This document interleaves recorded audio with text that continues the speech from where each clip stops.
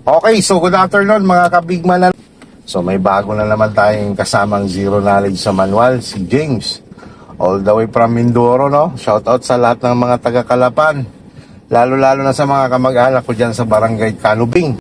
Si James naman ay, tingin ko naman ito, malakas ang loob nito. Okay. So James, ang driving naman kasi, palakasan niya ng loob di ba? Okay, so bago tayo mag-move, refresh lang tayo James ha. Okay, sige, signal kaliwa, signal kanan, yan, patay.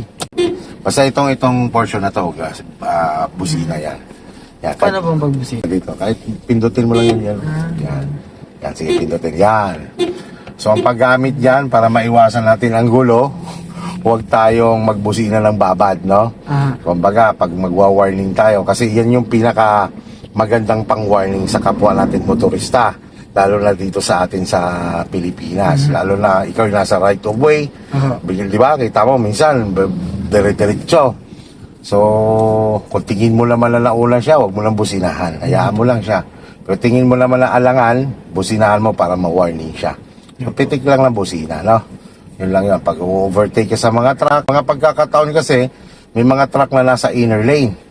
No? May mga ganong sitwasyon. Tapos, siyempre, dito ka ngayon overtake sa kanan kasi, halimbawa, palagay na natin 3 lanes, lalo na dyan sa bypass, nangyayari yon.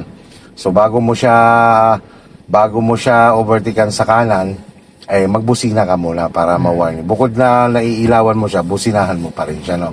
Sa mga nagbabike, gagamitin mo rin yung busina bago mo sila lagpasan para maging aware sila. So, refresh tayo sa manibela. Ikutin mo nga manibela papuntang kaliwa, sagad. Gamit ang hand over hand. Hand over hand, sir? Yan. Sige, sagad mo lang. Yan, balik mo ngayon sa normal.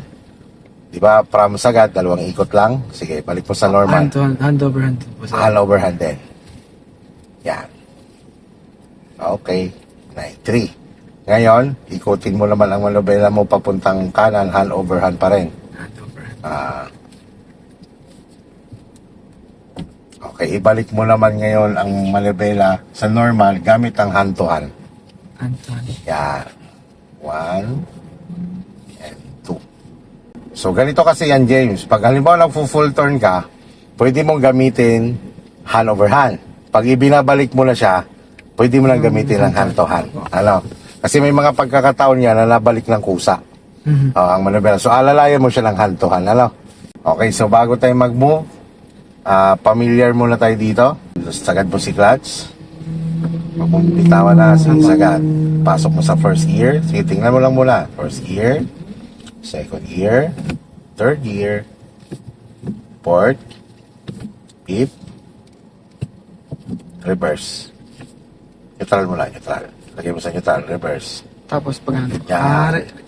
Neutral. Ngayon, ulitin mo siya, James. Sige, pasok si first gear. Doon sa kalsada tumingin. Second gear. Third gear. Fourth gear. Fifth gear. Neutral. So ngayon, ang pagpasok kasi sa first gear, pwede mo tingnan kasi hindi ka pa naman gumagalaw eh. Pagpasok sa reverse, pwede mo siya tingnan. Pero, i-practice mo talaga siya na kapag ikaw ay tumatakbo na, maglilipat ka sa second gear, ay kailangan, sa kalsada ka na nakatingin lang. Tapos, James, take note na kapag nagpapalit ka ng gear, di ba, bubuelo ka, gagas up ka, kukunin mo kasi yung RPM mo or the SI speed. Pagka nagpapalit ka na, awang ang paa sa gas, ha? Huwag mong ibababad. Para hindi umatungal ang makina. Awang, lubog ang clutch, lipat. Pagbitaw ng clutch, saka mo ibalik yan si gas, ha? Ready to move na tayo? Yes, sir. Okay, so ganito. Stop and go muna tayo para ma-feel mo muna yung pagbitaw niyang clutch. Okay, so ganito ha. Tulad ng usapan natin, sundan mo lang muna ako. Yes, sir. Pakinggan mo lang muna ako, tandaan mo. Kasi mamaya ipagagawa ko yan na ikaw lang, no? Sige, move na tayo. Tandaan mo, James, ha? Dahil stop and go to. Pag sinabi kong stop, clutch, and then brake. Clutch and then brake. Lubog, sagad si clutch, ha? Yan, tapos stay ka lang. Arangkada ulit tayo. Pag sinabi ko arangkada ulit tayo, ganun lang ulit ang gagawin mo, no? Okay, sige. Apak sa brake. Yan, pasok si first gear. Release si handbrake. Yan, dahil ganyan ang sitwasyon, pwede ka nang bumitaw kay brake. Nakapatong na kay gas. Bilangan mo muna siya, 1, 2. Sa clutch. 1, 2. O stay, huwag ka muna magagas. Op. Sir. Lubog mo muna si clutch, lubog. Labog na po. Brake muna ikaw, brake. Okay, yan o. Tingnan mo, nauuna si gas, di ba? Yun lang mangyayari doon. Nakatungal si makina. Okay, ganito. Ulitin lang natin ha. Yes, sir. Sige, bitaw sa brake, patong lang sa gas. Patong. Huwag ka magagas ha. Apo. Bitawan mo ang clutch mo. Dandahan. 1, 2. Biting point mo lang. Stay. Stay ha. Apo. Pagsabayin mo ngayon yung dalawa. Nabitaw ang clutch, dandahan ulit. Nalubog naman ang gas. Okay, wow. Huwag mo masyadong gagasan. Huwag mo masyadong gagasan. Dampi lang talaga. Okay, isa pa. Okay. Brake. Brake. Patong mo ngayon ang paa mo kay gas. Gas. Pagka nagkuhan ka, dampi lang si gas talaga. Huwag mo siya kagad gagasan. Bitaw ka muna. 1, 2. Sa clutch ha. 1, 2, stop. Stay. O pagsabayin mo, dahan-dahan lang din. Sige, tuloy-tuloy si clutch. Tuloy-tuloy. Tuloy-tuloy si clutch. Yan. Okay, stop ulit tayo. Lubog si clutch. Awang ang pakay gas. Lubog. And then, dampi sa brake. Okay, so ulitin natin ha. Yes, sir. Okay, bitaw sa brake. Patong sa gas. Patong lang ha. Apo. Bitaw mo dahan-dahan si clutch. Mapil mo yung biting point. Sige, bitaw mo dahan-dahan. Sige, bitaw pa. Apo. Yan. Sabayan mo nga lang ngayon siya ng gas. Tuloy-tuloy pa rin ang bitaw sa clutch. Yan. Yan. Isa pa. Stop. Clutch brake. Clutch. Yan. Ganun lang uli. O patong muna kay gas. Bitaw ka muna kay clutch. Half clutch muna. 1, 2. Yan. Tuloy ulit si clutch. Sabayan mo naman niya ng gas. Yan. Okay, clutch brake. Yan. Okay. Patong ulit sa gas. Punta ulit sa biting point. 1, 2. Yan, stay. Yan, sabayan mo ngayon lang siya ng gas. Yan, kita mo? Yan. Subukan mo lang ikaw, clutch brake. Yung clutch brake.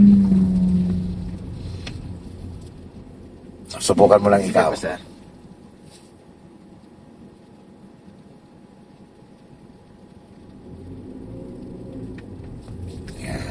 O, tigil ulit, clutch brake.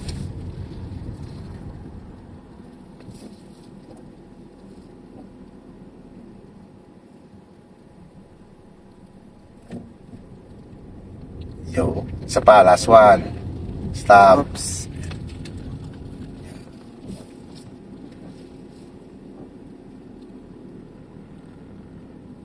Yan, ganyan lang ang arangkada niyan. Hindi minamadali, di ba? O, gasap ng konti. Sige, gasap. Gasap. Okay. O, awang ang paa. Lubog si clutch. Second gear. Bitawan si clutch. Gas control. Gas. Yan. Gas pa lang konti. Sige, gas pa. Konti. Yan. Awang ang paa sa gas. Lubog si clutch. Third gear. Oh, labis. Lagay mo ulit sa gitna. Lagay mo sa gitna. Tulak lang. Yan. Alisin mo lang pa mo kay clutch. Gas control na yan. Stay ka lang dyan sa lane na yan. Okay, dahil tatabi na tayo, bitaw na sa gas. Signal sa right. Sulyap sa right. Yan. Alalay mo na kay brake. Si brake mo na yan kasi mabilis. Yan. Lubog si clutch. Then brake. Neutral. Okay, patay si signal light. Hindi po siya nakausap. Hindi. So ganito yan ha, James. Yan, maging aware ka dyan. Kapag kasi lumilipat ka lang ng linya, halimbawa, ang kabig mo lang sa manibela ay sa about, halimbawa, sa kanan, 1 o'clock, 2 o'clock lang. Apo. Hindi yan nag-auto off. Yan ang tatanda mo lagi. Yan. Pag naglipat ka, kailangan maging aware ka sa dashboard mo, no? Pansin mo minsan, yung iba, diretso ng takbo pero nakasignal pa rin. Ito yung first full turn natin. Okay, ganito ang umiikot. Siyempre, signal sa kaliwa. Tingnan muna ang surrounding sa likod. Kita pa natin yan ha. Kita pa natin sa side mirror natin. Tandaan mo na kapag tumagilid na yung sasakyan mo dahil umiikot ka, ito na yung tipong lumilingon na tayo. No? Kasi nga, hindi na siya kita yan. Pagka gumanon ka lang yan mamaya, kailangan lumilingon ka na. Pasok sa first gear. Okay, full turn yan ha. Double check, wala. Sir. Okay, ikot yung manobela. Sige, tuloy-tuloy. Tuloy-tuloy, hand over hand. Yan, lingon.